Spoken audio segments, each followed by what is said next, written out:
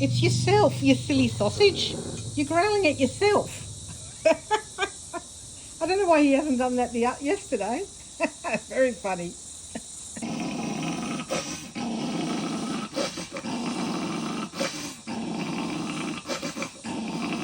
I find it interesting because he's grown up with all his siblings, so why he's so upset about seeing another dog beats me.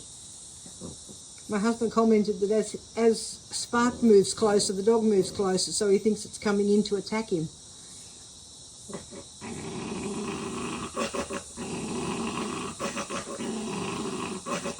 Clearly part of the learning, he's not getting it yet.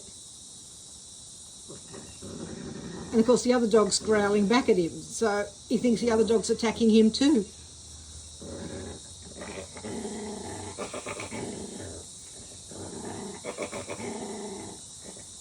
It's just you, precious. It's just you in the window. You can't seem to figure that out, can you?